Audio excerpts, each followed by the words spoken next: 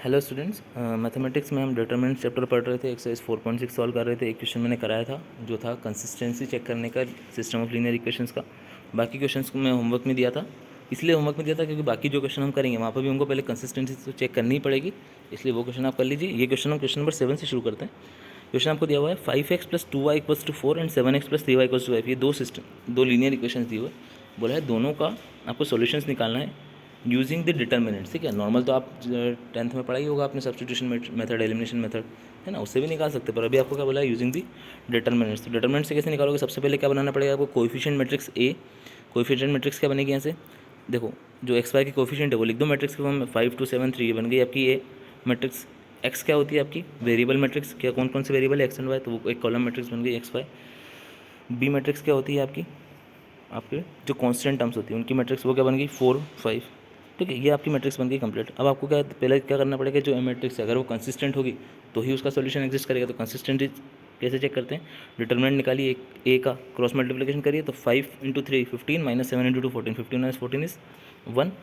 Zero नहीं आ रही है, अगर जीरो आता तो हम क्या बोलते हैं कि इनकंसिस्टेंट सिस्टम में। अगर जीरो नहीं आ रही है इसका मतलब कंसिस्टेंट है तो सॉल्यूशन एग्जिस्ट करता है। सॉल्यूशन एग्जिस्ट करता है तब क्या करना है आपको, इसका इन्वर्स निकालना है। इन्वर्स निकालने के लिए पहले एडजॉइंट निकालना है, और एडजॉइंट निकालने के लिए पहले कोफैक्टर्स निकालना है। तो कोफैक्टर्स निकालिए, A11 आपका आएगा 3, A12 आएगा आपका -7, A21 आपका आएगा -2 एंड A22 आएगा 5। ये मुझे नहीं लगता कि कोफैक्टर्स को बार बार बताने की ज़रूरत है कि किस तरह से आप कैलकुलेट करते हैं।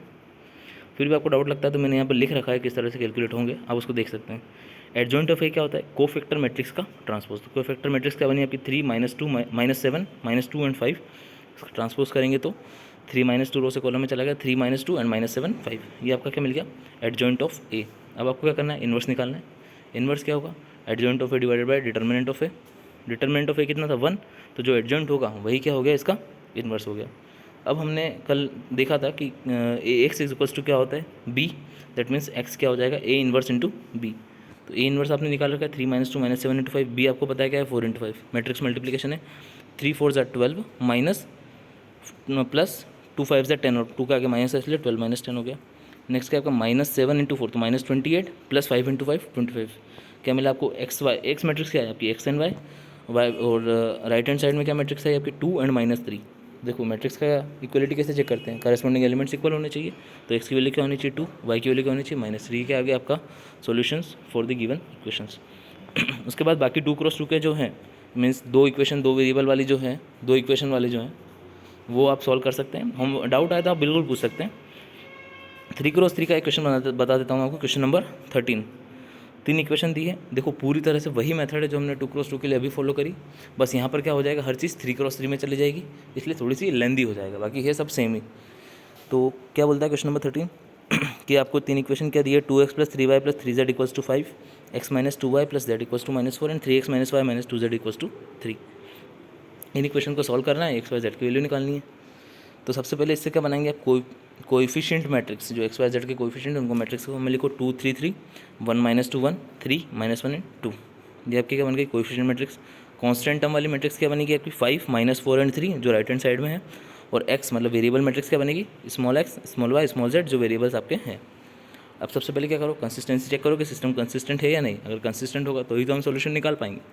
कंसिस्टेंट चेक करने के लिए डिटर्मिनेंट निकाला, डिटर्मिनेंट ऑफ 2 3 3 1 - 2 1 3 - 1 -2। डिटर्मिनेंट आप कैलकुलेट कर सकते हैं।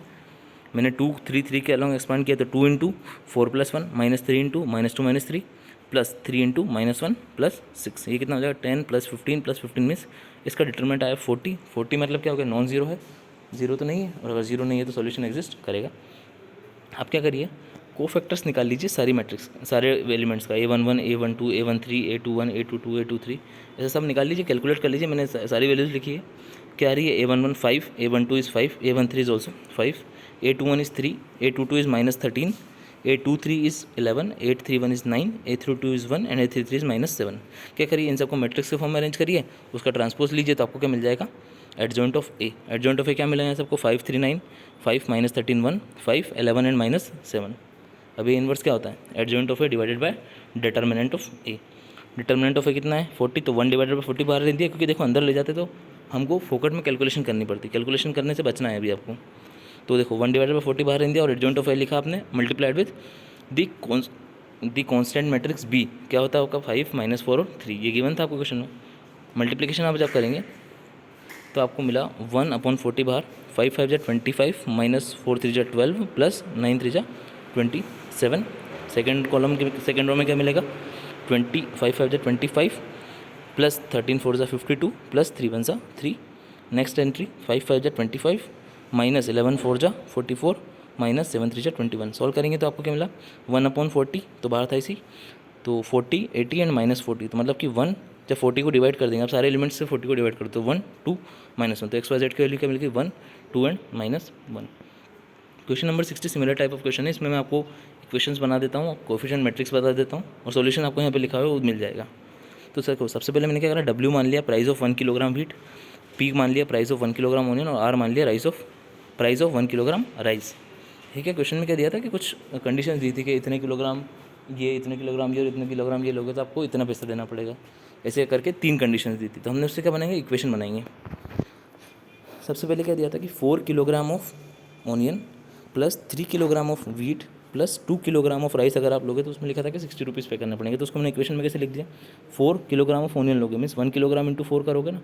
अगर मान लो 1 किलोग्राम ऑनियन 4 रुपये का आता है या 5 रुपये का आता है तो 4 किलोग्राम कितना आएगा 20 का आएगा ना। ऐसे ही मैंने करा कि 1 किलोग्राम अगर 4 रुपीज़ का आता है, पी रुपीज़ का आता है, तो 4 किलोग्राम कितने का आएगा 4p का, प्लस 1 किलोग्राम व्हीट अगर W का आता है तो 3 किलोग्राम कितना आएगा 3W, प्लस 1 किलोग्राम राइस अगर R रुपीज़ का आता है तो 2 किलोग्राम कितना आएगा 2 रुपीज़ 2R का, तो 4p plus 3W plus 2R कितना अमाउंट पे करना है 60।